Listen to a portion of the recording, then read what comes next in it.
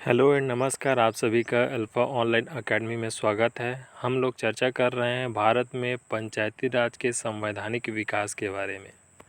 आज की इस क्लास में हम बलवंत राय मेहता समिति वर्ष 1957, अशोक मेहता समिति वर्ष 1977,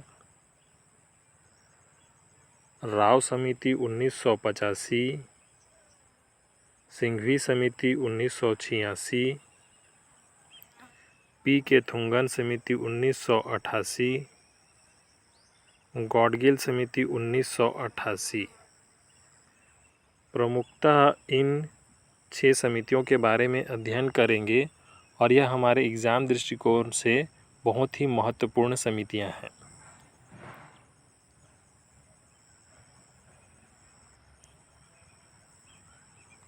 तो पिछली क्लास में हमने कुछ समितियों के बारे में देखा था, जैसे कि 1978 में दांतेवाला समिति का गठन खंड स्तर पर नियोजन के लिए हुआ था। 1983 में हनुमंतराव समिति का गठन जिला स्तर पर नियोजन के लिए हुआ था। 1985 में जो राव समिति हुई थी, 1985 में आपका राव समिति का गठन किया गया था, तो इसने 4 स्तरीय पंचायती राज की अनुशंसा की, जिसमें राज्य स्तर पर राज्य विकास परिषद, जिला स्तर पर जिला परिषद, खंड स्तर पर मंडल पंचायत तथा ग्रामीण स्तर पर ग्राम पंचायत की अनुशंसा की। साथ ही इन्होंने बहुत ही अच्छी बात की, पंचायती राज के संदर्भ में नियमित चुनाव के लिए कानून की सिफारिश की। लेकिन इनकी समिति की सिफारिशों में जो खामी यह थी कि इन्होंने लोकतांत्रिकरण के स्थान पर नौकरशाही पर बल दिया। नौकरशाही पर बल देने के कारण ही इस समिति की सिफारिश को बिना जड़ की घास कह के नकार दिया गया। यह थी वर्ष 1985 राव समिति की प्रमुख अनुशंसाएं। इसमें सबसे महत्वपूर्ण और ख़ास बात यह है कि किस समिति की सिफारिश में नियमित चुनाव का उल्लेख मिलता है, या नियमित चुनाव के लिए कानून की सिफारिश किस समिति द्वारा की गई थी। तो राव समिति द्वारा वर्ष 1985 में की गई थी। 1985 में गठित राव समिति द्वारा नियमित चुनाव के लिए कानून की सिफारिश की गई थी। तो यहाँ से 3 प्रकार से लगभग प्रश्न बनते हैं, जिसमें से आपका 4 स्तरीय पंचायती राज की अनुशंसा किस समिति द्वारा की गई थी? राव समिति। 4 स्तरीय पंचायती राज की अनुशंसा में शामिल है राज्य विकास परिषद, जिला परिषद, मंडल पंचायत, ग्राम पंचायत। दूसरा, किस समिति द्वारा नियमित चुनाव के लिए कानून की सिफारिश की गई? राव समिति।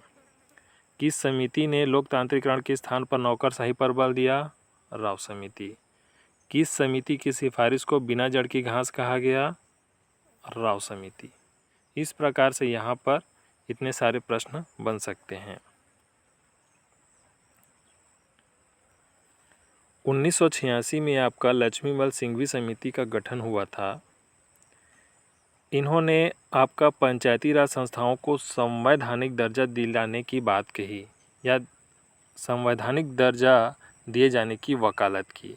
साथ ही पंचायतों की आत्मनिर्भरता हेतु उन्हें आर्थिक संसाधन मुहैया कराने की बात कही।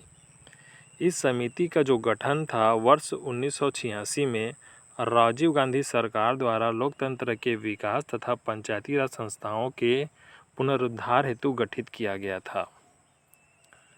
तो इसमें क्या क्या प्रश्न बन सकते हैं? तो पहला, पंचायती राज संस्थाओं को सर्वप्रथम संवैधानिक दर्जा दिए जाने की वकालत किस समिति द्वारा की गई थी? तो लक्ष्मीमल सिंघवी। पंचायत की आत्मनिर्भरता हेतु आर्थिक संसाधन प्रदान किए जाने की बात किस समिति द्वारा कही गई थी? तो लक्ष्मीमल सिंघवी समिति। राजीव गांधी सरकार द्वारा लोकतंत्र के विकास एवं पंचायती राज संस्थाओं के पुनरुद्धार हेतु किस समिति का गठन किया गया था? लक्ष्मीमल सिंघवी समिति वर्ष 1986।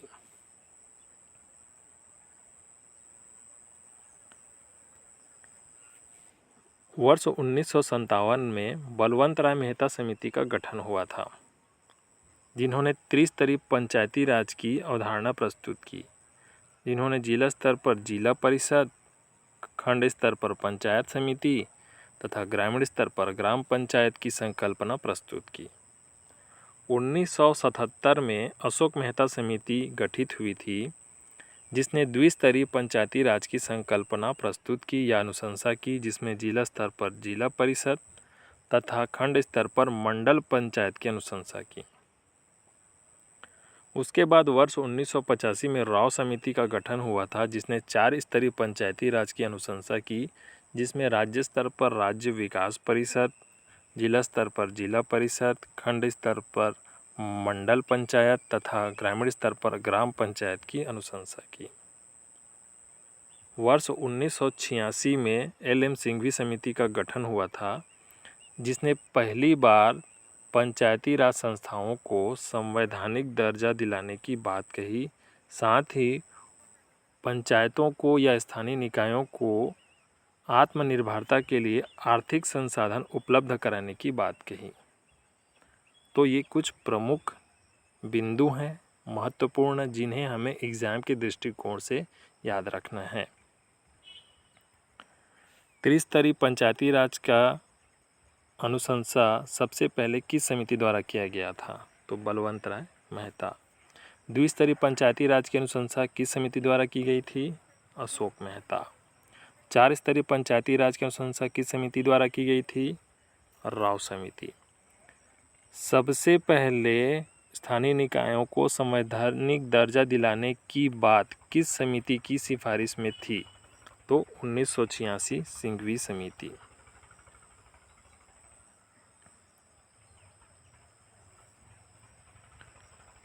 देखिए, हमें यहाँ पर आज की क्लास में बलवंत राय मेहता, अशोक मेहता, राव समिति, सिंघवी समिति, PK थोंगन समिति तथा आपका गॉडगिल समिति के बारे में मुख्यतः अध्ययन करना है। इन सब चीज़ों को हमने पूर्ववर्ती क्लास में पढ़ लिया है, यहाँ पर हम उसका रिवीजन कर रहे हैं। 1957 में बलवंत राय मेहता समिति का गठन हुआ था, बलवंत राय मेहता की अध्यक्षता में। वर्ष 1952 में पंडित जवाहरलाल नेहरू द्वारा 2 अक्टूबर 1952 को सामुदायिक विकास कार्यक्रम की शुरुआत की गई थी तथा वर्ष 1953 में राष्ट्रीय प्रसार सेवा कार्यक्रम की शुरुआत हुई थी। दोनों ही कार्यक्रम अपने उद्देश्यों को प्राप्त करने में असफल रहा। इस असफलता की जांच के लिए ही बलवंत राय मेहता की अध्यक्षता में एक समिति का गठन हुआ, बलवंत राय मेहता समिति। इस समिति द्वारा त्रिस्तरीय पंचायती राज की अनुशंसा की गई, जिसमें जिला स्तर पर जिला परिषद, खंड स्तर पर पंचायत समिति तथा ग्राम स्तर पर ग्राम पंचायत की अनुशंसा की गई। इस समिति के सिफारिश पर ही तत्कालीन प्रधानमंत्री पंडित जवाहरलाल नेहरू जी द्वारा 2 अक्टूबर 1959 को नागौर जिला राजस्थान से पंचायती राज व्यवस्था का शुभारंभ किया गया। इतनी बातें हमें बलवंत राय मेहता समिति के संदर्भ में याद रखनी है। एक बार और देख लेते हैं। वर्ष 1900 बलवंत राय मेहता समिति का गठन कब हुआ था? तो वर्ष 1957 में। क्यों किया गया था? तो सामुदायिक विकास कार्यक्रम तथा राष्ट्रीय प्रसार सेवा की असफलता की जांच के लिए। कितने स्तरीय पंचायती राज की अनुशंसा की थी? तो त्रिस्तरीय पंचायती राज की अनुशंसा की थी। इसमें क्या क्या शामिल है? जिला परिषद, पंचायत समिति तथा ग्राम पंचायत। 2 अक्टूबर 1959 को किसके द्वारा पंचायती राज व्यवस्था का शुभारंभ किया गया? तो पंडित जवाहरलाल नेहरू द्वारा।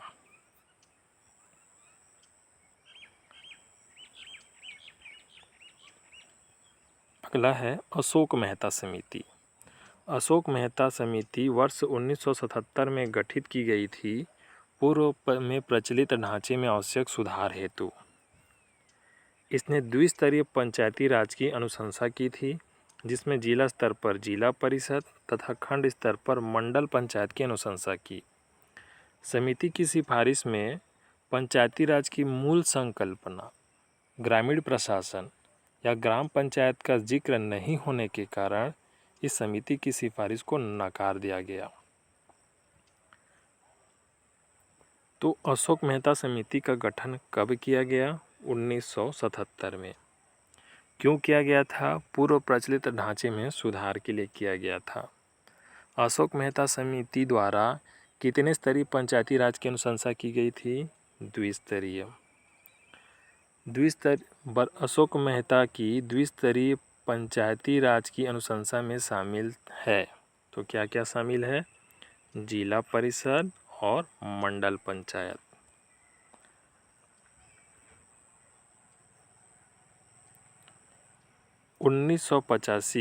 राव समिति 1985 में गठित राव समिति ने 4 स्तरीय पंचायती राज की अनुशंसा की, जिसने राज्य स्तर पर राज्य विकास परिषद, जिला स्तर पर जिला परिषद, खंड स्तर पर मंडल पंचायत तथा ग्रामीण स्तर पर ग्राम पंचायत की अनुशंसा की। नियमित चुनाव के लिए कानून बनाने की सिफारिश पहली बार राव समिति द्वारा की गई। इन्होंने लोकतंत्रीकरण के स्थान पर नौकरशाही पर बल देने की बात कही। इस कारण से इनकी इस सिफारिश को बिना जड़ की घास कहकर नकार दिया गया। यह थी आपका राव समिति वर्ष 1985। राव समिति का गठन कब किया गया था? 1985। कितने स्तरीय पंचायती राज की अनुशंसा राव समिति द्वारा की गई थी? तो 4 स्तरीय।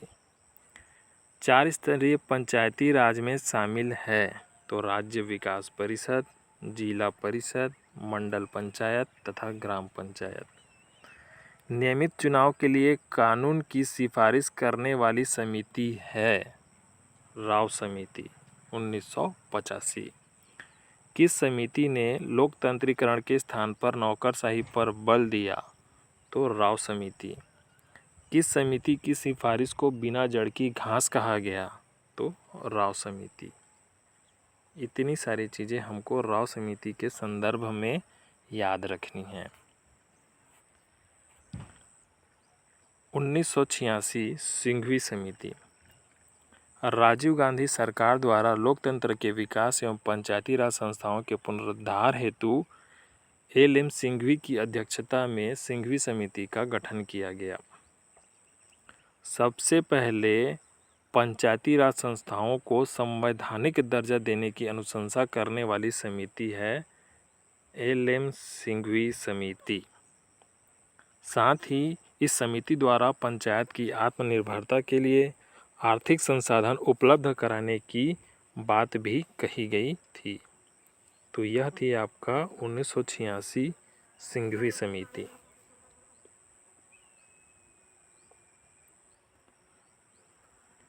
सिंघवी समिति का गठन कब किया गया था? वर्ष 1986 में। राजीव गांधी सरकार द्वारा लोकतंत्र के विकास एवं पंचायती राज संस्थाओं के पुनरुद्धार हेतु किस समिति का गठन किया गया था? तो सिंघवी समिति का गठन किया गया था। किस समिति की सिफारिश में पहली बार पंचायती राज संस्थाओं को संवैधानिक दर्जा देने की बात कही गई है? तो वह है सिंघवी समिति। पंचायत की आत्मनिर्भरता के लिए आर्थिक संसाधन उपलब्ध कराने की अनुशंसा किस समिति द्वारा की गई थी? तो सिंघवी समिति द्वारा की गई थी। इतनी सारी चीज़ें हमको सिंघवी समिति के संदर्भ में याद रखना है। ठीक है। 4 स्तरीय पंचायती राज की अनुशंसा किस समिति द्वारा की गई थी? राव समिति 1985।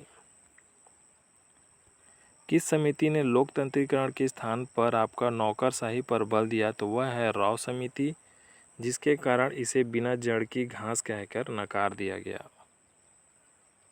किस समिति की सिफारिश को बिना जड़ की घास कहकर नकार दिया गया? तो राव समिति की सिफारिश को बिना जड़ की घास कहकर नकार दिया गया, क्योंकि इन्होंने अपनी अनुशंसा में लोकतंत्रीकरण के स्थान पर नौकरशाही पर जोर दिया था। किस समिति द्वारा नियमित चुनाव हेतु कानून बनाने की सिफारिश की गई थी। तो राव समिति द्वारा नियमित चुनाव हेतु कानून बनाने की सिफारिश की गई थी। किस समिति ने पंचायती राज संस्थाओं को संवैधानिक दर्जा दिए जाने की बात कही थी? तो सिंघवी समिति द्वारा पहली बार पंचायती राज संस्थाओं को या स्थानीय निकायों को संवैधानिक दर्जा दिए जाने की अनुशंसा की गई थी। किस समिति द्वारा पंचायती राज संस्थाओं को आर्थिक संसाधन मुहैया कराने की बात कही गई? तो सिंघवी समिति द्वारा वर्ष 1986 में। राजीव गांधी सरकार द्वारा लोकतंत्र के विकास एवं पंचायती राज संस्थाओं के पुनरुद्धार हेतु गठित समिति है, तो वो समिति कौन सी है? सिंघवी समिति, वर्ष 1986। इतनी सारी चीज़ों को हमने पिछले क्लास में पढ़ लिया था, अभी उनका हमने रिवीजन कर लिया। अब आज की क्लास में हम पी.के. थुंगन समिति तथा गॉडगिल समिति के बारे में चर्चा करेंगे। पी.के. थुंगन समिति ग्राम, प्रखंड तथा जिला स्तर पर त्रिस्तरीय पंचायती राज के गठन की अनुशंसा करने वाली समिति है पी.के. थुंगन समिति। इसने स्थानीय निकायों को संवैधानिक दर्जा देने की वकालत की, साथ ही तीनों स्तर पर जनसंख्या के आधार पर आरक्षण की वकालत की। पी.के. थुंगन समिति का जो गठन है वह कब हुआ था? तो पी.के. थुंगन समिति का गठन वर्ष 1988 में हुआ था, जिसने 3 स्तरों पर ग्राम, प्रखंड तथा जिला स्तर पर त्रिस्तरीय पंचायती राज के गठन की अनुशंसा की। साथ ही 1986 में जो गठित लक्ष्मीमल सिंघवी समिति की अनुशंसा थी, जिसमें आपका स्थानीय निकायों को संवैधानिक दर्जा दिए जाने की बात कही थी, इस समिति में भी उसी बात को दोहराते हुए स्थानीय निकायों को संवैधानिक दर्जा दिए जाने की वकालत की गई है। तीनों स्तर पर जनसंख्या के आधार पर आरक्षण की बात भी पी.के. थुंगन समिति में कही गई है। तो इतनी सारी चीज़ें हमको पी.के. थुंगन समिति के संदर्भ में याद रखनी है। अगला है आपका गॉडगिल समिति। गॉडगिल समिति ने गांव, जनपद तथा जिला स्तर पर त्रिस्तरीय पंचायती राज के गठन की अनुशंसा की, साथ ही स्थानीय निकायों को संवैधानिक दर्जा दिए जाने की वकालत की। एससी, एसटी तथा महिला वर्ग को स्थानीय निकाय में आरक्षण का जिक्र भी इस समिति द्वारा किया गया था। साथ ही वित्तीय सहायता एवं समीक्षा हेतु राज्य वित्त आयोग, पंचायतों में चुनाव संपन्न कराने हेतु राज्य निर्वाचन आयोग के गठन की सिफारिश भी गॉडगिल समिति द्वारा की गई थी। तो ग्राम, जनपद तथा जिला स्तर पर त्रिस्तरीय पंचायती राज की अनुशंसा किस समिति द्वारा की गई थी? गॉडगिल समिति। स्थानीय निकायों को संवैधानिक दर्जा दिए जाने की वकालत किसने की थी? 1986 में सिंघवी और 1988 में आपका गॉडगिल समिति। एससी, एसटी तथा महिला वर्ग के लिए आरक्षण की अनुशंसा किस समिति द्वारा की गई थी? तो आपकी गॉडगिल समिति द्वारा की गई थी। जबकि पी.के. थुंगन समिति में आपका जनसंख्या के आधार पर आरक्षण की बात कही गई थी तीनों स्तर पर। वित्तीय सहायता एवं समीक्षा हेतु राज्य वित्त आयोग के गठन का जो उल्लेख है या उसकी अनुशंसा जो है वह गॉडगिल समिति में देखने को मिलती है। पंचायत में चुनाव संपन्न कराने हेतु राज्य निर्वाचन आयोग के गठन की अनुशंसा किस समिति द्वारा की गई थी? गॉडगिल समिति द्वारा की गई थी। तो इतनी सारी चीज़ें हमें गॉडगिल समिति के संदर्भ में याद रखनी है। तो आज की क्लास में हमने 6 महत्वपूर्ण समितियों के बारे में पढ़ा। यह एग्ज़ाम के दृष्टिकोण से बहुत ही महत्वपूर्ण समितियां हैं। इनकी प्रत्येक अनुशंसाओं को हमें ध्यान में रखना है। पहला हमने पढ़ा 1957 बलवंत राय मेहता समिति, 1977 में अशोक मेहता समिति, 1985 में आपका राव समिति, 1986 में आपका सिंघवी समिति, 1988 पी.के. थुंगन समिति और 1988 गॉडगिल समिति। तो यहाँ से किसी भी प्रकार का प्रश्न पूछा जा सकता है। राज्य वित्त आयोग के गठन की अनुशंसा किस समिति की सिफारिश में देखने को मिलती है? तो वो मिलती है गॉडगिल समिति में। राज्य निर्वाचन आयोग के गठन की अनुशंसा किस समिति की सिफारिश में देखने को मिलती है? तो वो है गॉडगिल समिति। ठीक है। जनसंख्या के आधार पर आरक्षण की सिफारिश करने वाली समिति है पी.के. थुंगन समिति। SC/ST तथा महिला वर्ग को आरक्षण की अनुशंसा करने वाली समिति कौन सी है? तो आपका गॉडगिल समिति। तो इसमें जितनी भी बातें एक एक लाइन मैंने लिखी हुई हैं उनमें से एक एक प्रश्न बनेगा। तो आज जो हमने पढ़ा उसमें से प्रत्येक समिति महत्वपूर्ण है, प्रत्येक लाइन महत्वपूर्ण है। अच्छे से याद रखिएगा, अच्छे से तैयारी करिएगा। Best of luck.